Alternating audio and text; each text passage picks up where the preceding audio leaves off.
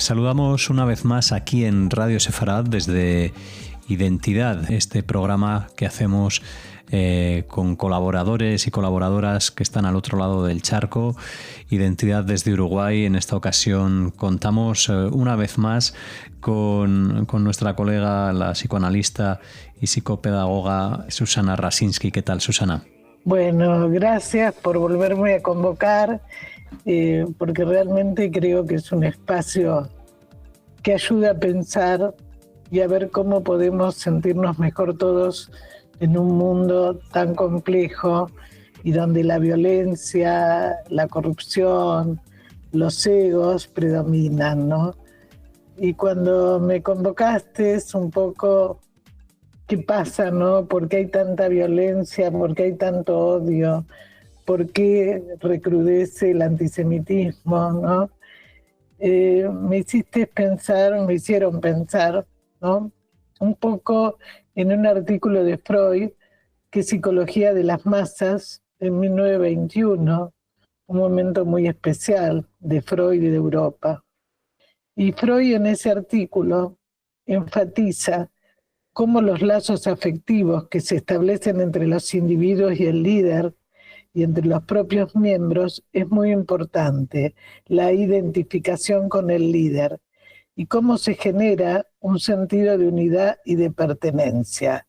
Ahora lo voy a explicar un poquito esto, porque yo sé que la audiencia es muy heterogénea, pero que es importante para que podamos entender cómo en las masas los individuos tienden a reemplazar su propio ideal del yo por un ideal compartido por todos que facilita sentirse pertenecientes a algo y además sentirse todos coherentes en el sentido de cohesión, y donde hay un enamoramiento y una hipnosis con el líder. Es decir, en el grupo, en la masa, esto está estudiado también por Le Bon, hay un libro sobre multitud y muchedumbre. ¿Vieron como en un partido de fútbol, cuando de una multitud a veces se puede transformar en una muchedumbre, cuando el árbitro a lo mejor cobra mal y entonces la gente empieza a putear, a agredir, ¿no? Es decir, donde en el anonimato las personas hacen cosas que solos a lo mejor no se atreverían. Entonces, esto es muy importante para poder comprender qué nos pasa en este momento que ha aumentado el odio por el judío, el odio por Israel. El odio puesto en una sola cosa, es como decir, papá hace todo mal y mamá todo bien, o el trabajo está todo bien y la universidad es un desastre, ¿no? Es decir, cuando la persona no ha podido tolerar la frustración y no ha podido llegar a aceptar que hay cosas buenas y malas en todos. Entonces, en este momento, digamos, uno lo que ve que hay una pérdida de la individualidad y de la autonomía. Se someten a la influencia de las emociones y deseos colectivos, donde nosotros vemos marchas, como pasa en Europa, como pasa también en Latinoamérica, y que gente que no tiene idea de lo que pasó, de la historia, pero todos hablan de la misma narrativa que les mandan los partidos, que les mandan los grupos que manejan y que dominan. Entonces todo esto, digamos, se contagian las emociones y los pensamientos, se intensifican y entonces hacen cosas que, vuelvo a decir, individualmente la persona no lo haría. Pero aumenta esto la intensidad de la violencia y de la agresión. Freud incluso en este artículo utiliza para mostrar esto el ejército y la iglesia, donde la organización y de la disciplina son fundamentales para la cohesión, ¿no? Y donde la dinámica afectiva en estos procesos de identificación hacen que el sujeto, como no se siente que es alguien, porque todo esto es manejado también por los líderes.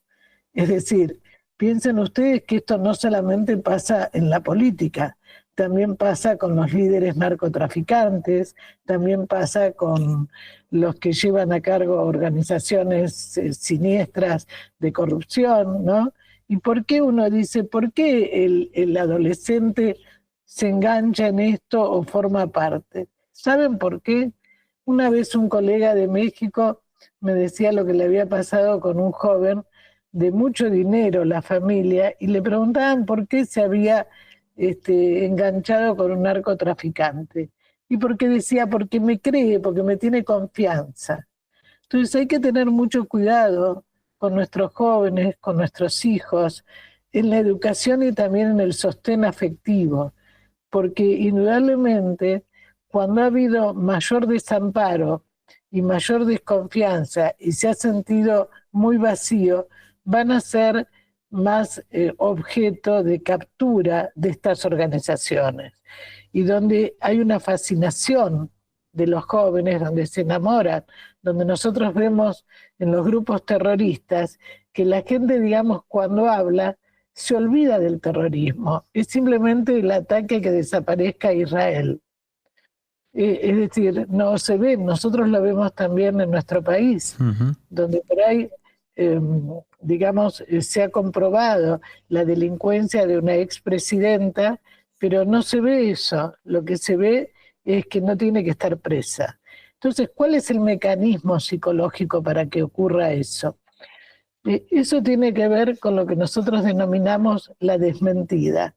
Es decir, yo estoy viendo algo, pero como es tan doloroso para mi psiquismo, lo evito, lo escindo, lo fragmento y entonces lo tapo con otra cosa. Y entonces acá es muy importante cómo la sugestión y el enamoramiento. Freud decía que si uno está permanentemente enamorado, terminó. Es un primer momento de enamoramiento, pero después uno tiene que aceptar las diferencias y poder compartir. Y en el mundo en que estamos viviendo, cada vez se hace más difícil. Es como que si alguien es diferente, no es aceptado, ¿no? Entonces, cuando la realidad es amenazadora, que puede ser peligrosa, se distorsiona ahí la percepción. Por ejemplo, cuando los soldados frente al peligro real a veces fallan en la percepción por el temor a ser muertos. No sé si querés hacerme alguna pregunta, porque si no, yo sigo hablando. No, Susana, bueno. Como te veía continuar, iba a comentarte, ¿no? Que esa polarización hace además que lleguemos, ¿no? A estos extremos de los que hablas, ¿no? De la sociedad actual. Y, por ejemplo, esta distorsión de la percepción de la realidad, como son los grupos de izquierda, entre comillas socialistas, grupos colectivos femeninos, que directamente, digamos, se dirigen a quién. El otro día, por ejemplo, una colega me comenta, ¿viste que en Afganistán las mujeres andan sueltas, bien? Digo, ¿de qué me estás hablando? A ver, como los talibanes han prohibido que las mujeres hablen entre ellas. Entonces, a ver, esta distorsión de la realidad es como que se adecúa a lo que la persona le gustaría pensar o que a lo mejor en su desamparo, en lo que no tuvo, busca algo mágico que lo complete. Entonces, de repente, ¿por qué aparece esto? Bueno, hay varios factores. Yo no conozco todos, pero creo que desde el punto de vista psicológico, a veces queda algo coagulado. A veces no, siempre tenemos algo coagulado, algo anclado en el psiquismo, y que a veces reaparece en algún momento de nuestras vidas. Es decir, cuando uno dice, pero estaba tan bien, justo ahora que se recibió le agarró un infarto. Bueno, a ver, ¿qué pasó en su historia como para que cuando tiene que recibirse no se lo permite? Llevado esto a toda la conflictiva social, ¿no? ¿Qué es lo que pasa cuando el dolor ocupa el lugar del objeto que se perdió? Es decir, ¿qué pasa con todos estos grupos que aparece el odio y que aparece esa necesidad de aniquilar al otro? Que para que yo exista, yo tengo que suprimir al otro. Esto tiene que ver con un aumento del narcisismo, con la persona que no puede tolerar lo diferente y lo tiene que aniquilar. Esto pasa en el narcisismo de los líderes que tenemos en el mundo. Esto no permite el desarrollo de una sociedad. Entonces, siempre tenemos aspectos que por ahí han quedado sepultados, decimos nosotros, porque nos duelen tanto, nos molestan tanto, que tratamos de evitarlo. Eso queda.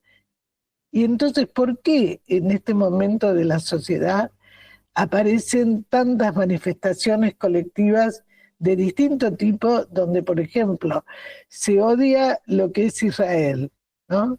Pero no se habla nada de lo que pasa en África? Es decir, es como que hay una segmentación de la realidad. Esto nos está hablando que no se hicieron el duelo. ¿Qué pasó a lo largo de la historia con lo que se perdió? ¿No se toleró? Desde, no sé, las épocas de Jesús hasta antes, ¿no?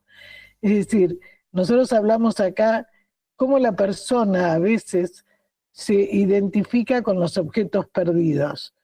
Muchas veces pasa, por ejemplo, que una persona, hay muchos ejemplos, de una persona que era aviador su padre y que él, sabiendo manejar, tiene el mismo accidente que el padre. Y esto no es consciente. O lo mismo una persona, digamos, supongamos en este momento con las guerras que hay, que es tremendo las consecuencias que quedan en los chicos, en los familiares, en todos. Porque no es solamente lo que se perdió, sino qué significa o qué relación tenía esa persona que murió o que mató. Cuando nosotros vemos que en muchos lugares los grupos más terroristas, más fanáticos, donde tienen a los hijos para matar, donde no hay un deseo por la vida de tener un hijo, sino que el objetivo es para tener algo para poder matar. Entonces se ofrecen los hijos como ofrenda. Esto está tapando algo que esa familia o esa persona no tuvo y utiliza al niño para hacer algo. Bueno, todo esto, digamos, es importante tener en cuenta cómo las identificaciones con lo que se perdió y también con el agresor. Es decir, cuando la persona, por ejemplo, nosotros hemos visto en la Argentina, pero en otros países, con el proceso militar, cómo mucha gente que había sido abusada, que había sido maltratada, que había sido violada, se quedó con el abusador. Y uno dice, ¿cómo puede ser? ¿No? ¿Qué pasó acá? ¿Por qué yo elijo, digamos, no sé, una autoridad, digamos, que me maltrató? Esto se ve incluso en las relaciones familiares, ¿no? Cuando la persona se enoja porque la maltratan, la golpean, pero vuelve a estar con la misma persona. Bueno, ahí tenemos otro tipo de identificación, no solo con lo que se perdió, sino con lo que nosotros llamamos con el objeto agresor. ¿Por qué? Porque al desmentir tanto como la víctima, es tan doloroso para la víctima que trata de decir, por lo menos me reconoce aunque me golpea. Por eso, cuando nosotros vemos que hay tanto odio, porque el odio va también con el amor, pero el tema es que cuando vos hablabas del odio al comienzo del programa, ¿no? Es cuando no existe el amor. O sea, el amor es tener en cuenta al otro, pero no tomar al otro como posesión. No somos propiedad de nadie. Bueno, en estos grupos la persona se somete al líder, se somete al grupo. Hace pocos días yo vine de Japón y es una sociedad muy compleja porque tienen mucho orden en la limpieza, tienen mucho orden en los medios de transporte. Podés tomar el agua en cualquier lado que es potable y que es muy limpia. Pero la persona es fiel a su empresa, a su trabajo, pero no es fiel a su matrimonio. O sea, una vez que se casan y tienen un hijo, cada uno puede tener relaciones con otra persona. Imagínense que todo esto trae muchas consecuencias, como son cada 15 minutos un suicidio. Y estando en una excursión, había una manifestación pro-Palestina en contra de Israel. Y algunos del grupo en el cual yo estaba apoyaban eso. Después, conversando con cada uno, no tenían mucha idea de lo que estaban apoyando. Es decir, y era toda gente jubilada la que estaba haciendo la manifestación. Entonces uno tiene que ubicarse también en qué contexto, qué pasó, ¿no? Donde la sociedad japonesa durante miles de años también, bueno, fue sometida. O sea, siempre cuando hay dominación hay un abuso de poder. Porque ¿qué se entiende por abuso? Cuando uno se ve obligado a hacer algo que no ha autorizado al otro. Entonces, indudablemente, digamos, cuando es tan dolorosa la situación traumática, la angustia que se siente la persona, que siente la sociedad, bueno, va a buscar objetos restitutivos como las adicciones, como cualquier tipo, y también se es adicto a un grupo, a una idea, o sea, donde no se permite que la persona piense, ¿no? Es decir, hay una identificación con el agresor, con la idea que quiere proponer. Y en base a esto, Susana, se nos está terminando el tiempo. Tenemos todavía unos minutos, pero para dar de alguna forma un giro hacia la búsqueda de una solución, entendemos que por lo que cuentas, esa búsqueda en el grupo es también una búsqueda personal de ese refugio, ¿no? De esa carencia.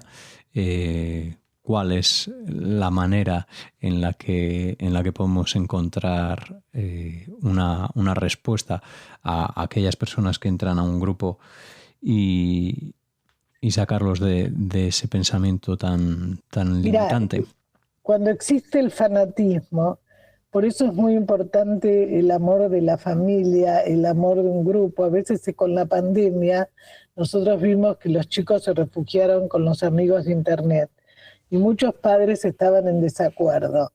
Pero yo a muchos de ellos, yo sigo trabajando con adolescentes y niños también, les decía, pero los salvó del suicidio. Y hoy en día siguen siendo los mejores amigos. Es decir, creo que lo importante para la gente que nos está escuchando es que cuando observen ciertas conductas extrañas, donde la persona se empieza a aislar, empieza a no participar de los grupos cotidianos, porque nos pasa a todos. Nosotros acá en la Argentina se ha formado una grieta muy grande que uno ha perdido muchos amigos, pero no yo sola, o sea, a todos, donde incluso a nivel profesional es como cuando a uno le dicen vos sos freudiana, lacaniana, no, yo soy terapeuta, después de tantos años, no es que uno tenga que estar de un lado o del otro, sino poder tolerar las diferencias, y el amor es también agradecer, es también reconocer lo que cada uno podemos aportar. Entonces, como mensaje a la audiencia, yo les diría que, bueno, cuando hay gente que ya no se puede hablar, no se puede dialogar, porque tiene un único pensamiento y no puede tolerar que haya otro, esto no viene de casualidad en la sociedad. Esto viene de la historia de la humanidad, donde si uno ve siempre es el poder por el poder mismo. Y cuando solamente tenemos o hacemos las cosas para poder ser solamente nosotros, nos olvidamos que siempre igual necesitamos del otro. Nosotros somos a partir del otro, si no, no somos. No tiene sentido que yo esté acá si del otro lado no estás vos y la audiencia. Entonces el tema es, ¿cómo podemos nosotros, cuando sentimos y percibimos que con ciertas personas no podemos hablar y nos agreden? Bueno, lo mejor es poder separarnos, pero creo que lo importante es que los que tienen chicos, los que trabajan con adolescentes, poder escucharlos, poder hablar. Y entonces el chico, el adolescente se va a sentir contenido y no va a buscar en estas organizaciones lo que no tuvo en su familia o en su historia. Bueno, pues un buen mensaje, un buen resumen para contestar a esa pregunta. Gracias, Susana. Nosotros seguiremos contactando contigo y con otros colaboradores y colaboradoras de este Identidad desde Uruguay para eso, para mantener firmes esta comunicación y este programa que nos trae temas tan interesantes como este que nos has dejado hoy aquí en Radio Sefarad. Muchas gracias. Bueno, un abrazo a todos y les vuelvo a decir lo que les digo siempre, que pueden mandar mensajes a este programa, a todos los entrevistados, porque esto se hace entre todos. Y entonces a todos nos hace bien también escucharlos a ustedes, con sus opiniones, con sus críticas y con sus propuestas. Un abrazo a todos y gracias, Alejandro. Bueno, pues con esa invitación nos despedimos. Ya saben, pueden usar el correo electrónico redaccion@radiosefarad.com. Hasta la próxima. Gracias, Alex.